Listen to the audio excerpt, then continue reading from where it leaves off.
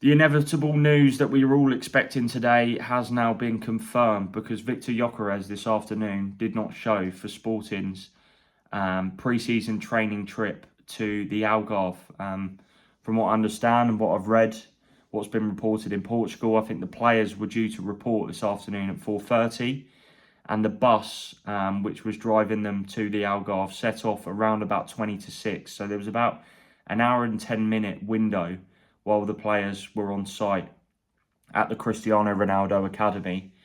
But of course, it was pretty clear, and we already knew, as we discussed yesterday, that Gyokeres wasn't going to show.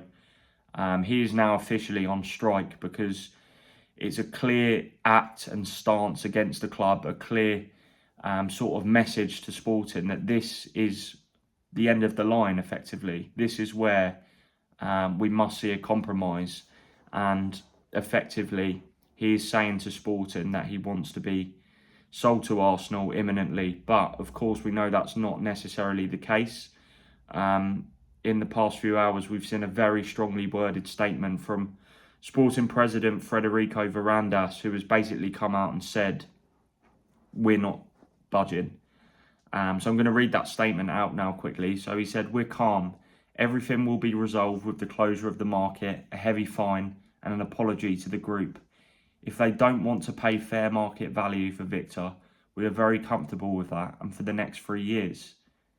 If the geniuses who are devising this strategy think this puts pressure on me to facilitate the exit, they are only completely wrong. They are not only completely wrong, but they are also making the players' exit even more complicated. No one is above the club's interest, whoever they may be." So, as I said there, a very big, bold statement from Varandas. But I think for anyone that sort of sees this statement as a big shock and surprise and is now concerned that maybe Arsenal won't get Gyokeres, I think it's important to take a minute, really, because, you know, it's a basic line of thinking to determine from this statement that, you know, he's made this statement while he's not particularly best pleased. Emotions are running high. Obviously, there's probably been a lot of media attention in Portugal, and there already has been in England. But I mean, in Lisbon, this is the big story. So you can imagine Sporting were sort of already well aware that Gyokeres wouldn't show, but they basically had to front it up anyway. Obviously, these kind of situations are not a great look for any club. But, you know, I do respect Sporting's stance that they're being firm with this. I just don't think it's feasible for the current situation to continue, because we're going to have to see movement of some level, whether that's Sporting accepting Arsenal's current proposal, Arsenal agreeing to pay the extra sort of £4 million, or even Gyokeres coming out and maybe U-turning. But I don't see that being the case, because he really wants to join Arsenal, and he's been in Sweden with his family waiting for confirmation of an agreement so he can prepare to fly to London to finalise the deal.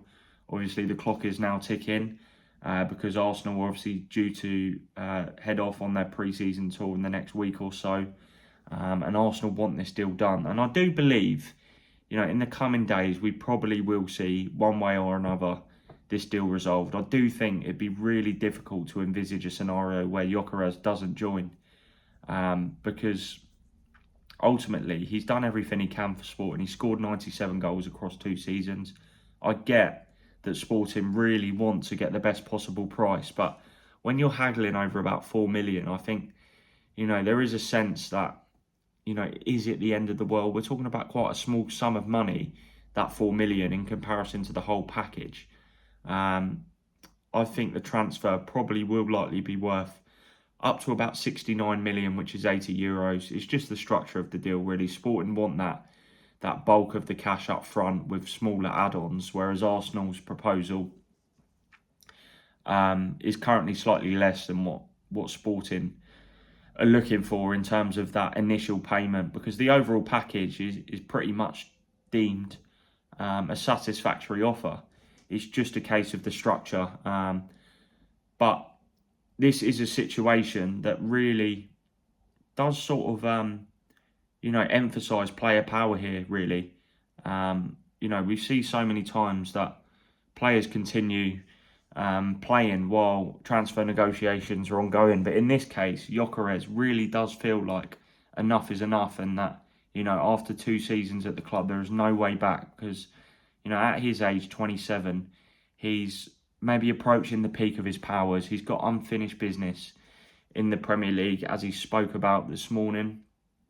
Well, I say this morning, but the interview that was published on L'Equipe by France Football was actually, to my understanding, recorded at the end of May in Lisbon. There has been a slight delay with the publishing of the information. You might have seen, not the information, the quote, so to speak. You might have seen the Gyokeres quote on Ruben Amorim that was released on Tuesday, I believe. That was part of the same interview. There were kind of some suggestions that the interview took place earlier this week, but Gyokeres has been in Sweden this week, and the interview was definitely recorded in Lisbon in late May. So just adds fuel to the fire, really. The timely release of this interview, it kind of rubs salt into sporting wounds and really sort of ignites this kind of huge club versus player row. But there's some really interesting quotes in there from Gyokeres, really, basically saying, he would jump at the chance to return to the Premier League. He actually only made 8 appearances for Brighton during his 3 years at the club, although the crux of that spell was actually made up of loan spells with the likes of Swansea, and I think he was at St. Pauli as well in Germany, but he did also go to Coventry after that. But a real sense of unfinished business. He scored goals at Championship level, but not in the Premier League. And I think, it's clear the direction of travel is that Gyokeres is all guns blazing for this Premier League move. There has been interest from Saudi and European clubs in his services this summer, but I think, he really believes that he's the missing piece of the puzzle at Arsenal. Some really interesting quotes. He was full of praise for the likes of Bukayo Saka, Gabriel and William Saliba. He also says he belongs on the same sort of level and pedestal as Haaland and Lewandowski, of course, 2 of the great strikers in the modern game. But I think his stats, really do prove that he is among the world's best prolific number 9s. I think now is the time to maybe go and prove it in the Premier League. So, as I said, I do expect this situation to be resolved. It's very tense at the moment, but I think once the dust settles, I really wouldn't be surprised to maybe see this situation resolved over the coming days. I do expect Gyokeres, or maybe Gyokeres' agent Hassan Setin Kaya, to maybe speak out. I think Gyokeres has said at points that when the time is right, he'll speak. So has Setin Kaya as well. So maybe it wouldn't be a surprise to see this a release of a statement, maybe, because ultimately this spat has been drawn from the gentleman's agreement, which would have been Gyokeres allowed to leave for basically 60 to 65 million. Of course, that hasn't happened. Sporting want to get the best deal possible for the club. And there have been suggestions as well that if Sporting reject bids at the price of the gentleman's agreement, that actually Setin Kaya might be entitled to basically a penalty fee that he would get as a cut. That is unconfirmed at this stage, but I have seen it speculated in Portugal, which would explain why tensions maybe are running high. But from Gyokeres' perspective, he is just desperate to make this move now, and it's a real sort of ploy that he's gone on strike to try and push this deal over the line. I have written about it quite a lot today, and there'll be a lot in the Sunday Mirror tomorrow as well, so be sure to grab a copy if you are picking up a newspaper tomorrow. Last thing I wanted to touch upon was Eberechi Eze.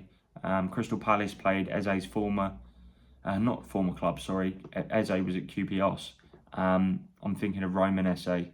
But Crystal Palace played Millwall this afternoon in a pre-season friendly, and there was some surprise earlier in the day when Eze wasn't part of the Palace squad. There was kind of some speculation online.